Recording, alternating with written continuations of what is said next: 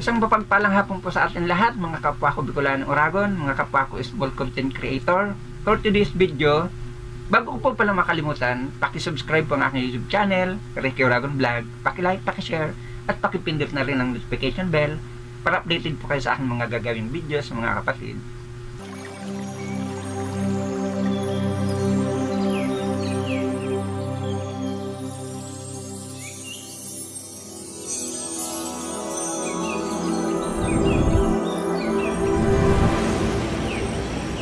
So ito na nga, balik po tayo sa ating topic.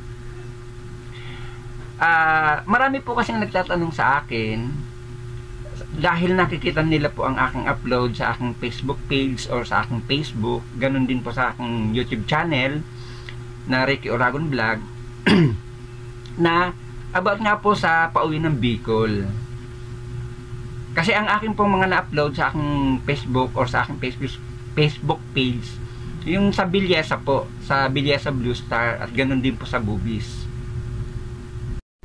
May mga nagtatanong po sa akin kasi ng mga kababayan natin, yung mga pauwing Bicol po, or mga kababayan ko or kamunisipyo ko po sa bayan po namin ng Maneto, na kung magkano daw po pamasahe pauwi po ng Bicol, at paano daw po magpa-reserve or paano daw po magpa-book sa Bilyesa or sa PTEX, kung paano daw po magpa-book ng bus na Bilyesa sa PTEX po dito sa Parañaque.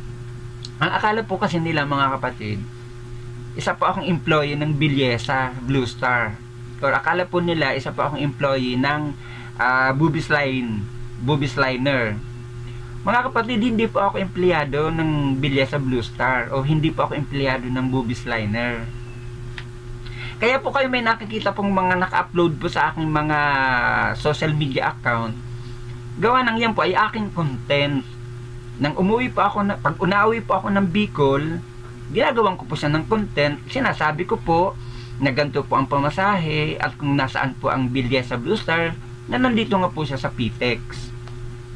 Uulitin ko po, mga kapatid, hindi po ako empleyado ng Bilyesa Blue Star. Ang dami nyo na po kasi sa akin nagme-message. Ang dami nyo na po kasi sa akin nagpi-PM. Kung paano magpa-reserve, kung paano magpa-book, at kung magkano pamasahe, at kung anong oras po ang alis dito sa PTEX, pauwi po ng Bicol. At kung dadaan po sa gantong lugar sa may parte ng Bicol. Guys, mga kapatid, hindi po ako empleyado ng dalawang bus company na yan. Wala pa akong nakukuha dyan na commission, wala pa ako dyan nakukuhang sahod. Nagiging content ko lang po yan kasi ginagawan ko po siya ng content pag nauwi po ako ng Bicol at pag nabalik po ako ito sa Maynila, galing po sa aming bayan. Ulitin ko po, ulitin ko sinasabi, hindi pa ako empleyado ng Bilyesa Blue Star o hindi pa ako empleyado ng Bubis. Kasi guys, sa totoo lang po, marami na pong nag-text sa akin, nag-PM, nag-message na tulungan ko daw po sila kung paano daw magpa-book, ganun nga po, at kung magkano daw pamasahe. Kasi nababanggit ko po yan sa mga vlog ko, sa mga videos ko, kung magkano pamasahe. Ako lang po ay isang pasahero din po pag nauwi ng probinsya sa Bicol. Kaya nakakatuwa po, mga kapatid, akala nila po ako isang empleyado ng dalawang bus company na yan. Sa mga nagtatanong po sa akin, ayan, malinaw na po, mga kapatid, mga kababayan ko na mga taga Bicol. Hindi po ako empleyado ng Bilyesa Blue Star or ng Bubis Liner.